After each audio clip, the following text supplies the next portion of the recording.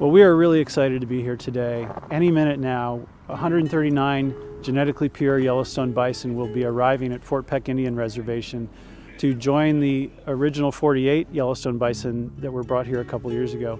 Together, there will be almost 200 Yellowstone bison, the largest wild Yellowstone bison herd restoration effort in the Great Plains. And this is just a momentous day for wild bison restoration.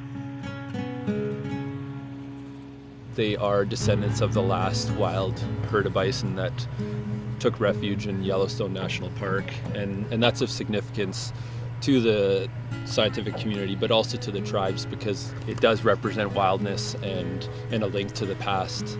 And I think that everyone has a real interest in seeing that wildness preserved.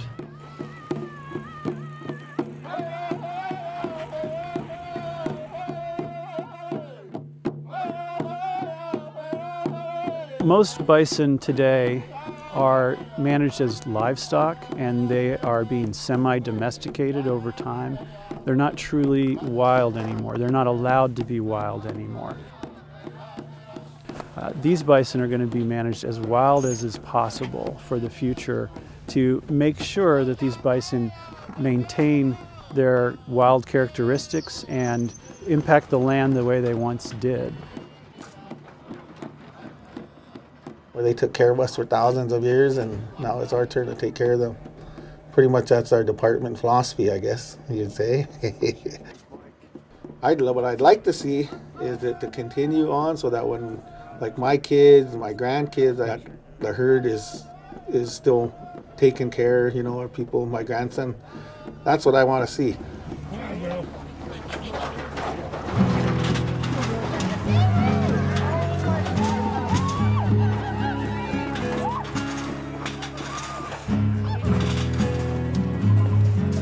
The relationship between tribes and bison was one of sustainable use for eons. The buffalo economy really could be restored on reservations. You think about the vast grasslands that they manage and the opportunity that there is there for them to do so again. I think there's a lot of potential when you look at tribal communities and how tight-knit they are for a communal good like bison to be highly beneficial in the future. Our poultry herd started out with 8,300 acres, and it has grown now to 13,000 acres. And hopefully we'd like to eventually expand possibly to 25,000 acres.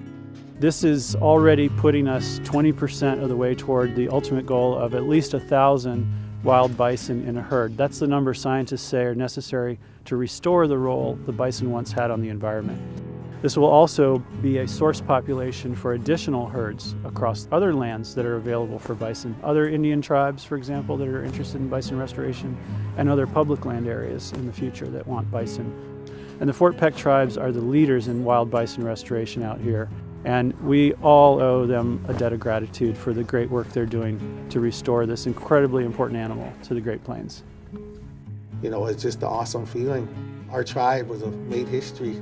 Could continue on this pure bison genetics for other tribes, and then we just keep passing on like a flower blooming. You know, all the tribes become involved, and pretty soon all the herds around the United States at different tribes, and everybody has pure bison genetics. This is a huge collaborative effort, and we're so thrilled to have been invited to be a part of it.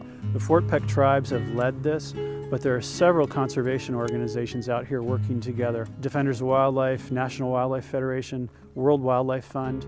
Other tribes actually are also collaborating on this. And of course, Montana Fish, Wildlife and Parks that helped get the bison here today as well. Everybody is just coming together and working together because it's so exciting, it's so visionary, and its time has come.